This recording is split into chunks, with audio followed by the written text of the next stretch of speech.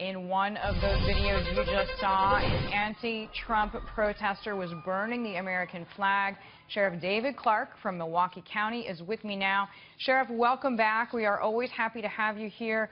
What is your reaction as somebody who is in charge of a law enforcement team when you see scenes like this? Well, first of all, the word protest continues to slip into these conversations. You know as well as I do, this is organized violence. This is a system of intimidation and criminality. And I'm tired of seeing the footage of Trump supporters and other people who are engaging in constitutionally protected activity to participate in a rally in our democratic state to choose the next president of the United States. This is a civil rights violation. Why isn't Loretta Lynch dispatching civil rights lawyers to investigate these violations? Probably because she has them all looking at the police in the city of Chicago, Baltimore, and Milwaukee. But let me say this. As a law enforcement executive, your resources get taxed at these things. We know this. I wish the administrators, planners, not the cops. They don't plan these things. The administrators do. I wish it would be a little more assertive. But the cops can't be omnipresent. So when these Trump supporters come in, they have to be in a better position to be able to defend themselves. And what do I mean by that? They have to be better organized. They should utilize social media and say, hey, anybody going to the Trump rally tonight, a group of us are meeting over here, we'll go down there in a group.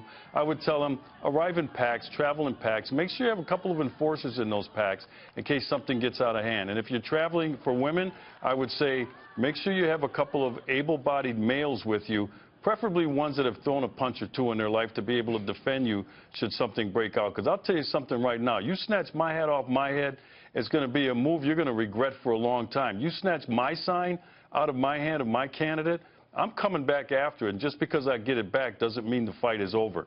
So this is the only thing that these idiots will understand. You know, they come down there waving the Mexican flag and then just trampling over people's rights. And then when there is some sort of counter action by a Trump supporter, then all of a sudden they want to play victim. And that stuff has to stop, too. So yeah, there is a strategy that I would advise people to do. No matter what the context is, Sheriff. But speaking of resources, what do you think of the reaction from the San Jose police? It seems like not enough police came early enough. Well, I'm not going to blame the police. You know, they don't divvy out the resources. This is the police planners, the administrators. But I'll tell you what, the chief of the San Jose Police Department, I don't know who he is, but if he's working for that goofy mayor that made that idiot statement that he made this morning, he's an enabler. If he's working for him, there's no doubt in my mind. He's the one, just to refresh people's mind, that essentially said Donald Trump shouldn't have gone to San Jose and stirred up trouble. Right. That sounds like some Democrat mayor from down south during Jim Crow when Dr. Martin Luther King was going to different cities to organize civil rights rallies. Those mayors, those Democrat mayors were saying to Dr. King, don't come to my city. Right. If this guy is in charge, this mayor, then I know why there were few arrests made, and I know there was a less assertive approach. But that's not the fault of the cops. That's the fault of the planners. So, Sheriff, stay with me because Donald Trump is speaking in Redding, California, and he made this comment just moments ago on the protesters. Here's his statement. Everybody was cheering like crazy for forever. Then they walk out and they get accosted by a bunch of thugs burning the American flag, burning the American flag. And you know what they are? They're thugs. So, Sheriff, I take it you agree with his terminology because you said, and I just used the word again, but to your point, you're tired of people using the word protesters. Right. These are riot starters, plain and simple. And Donald Trump is right.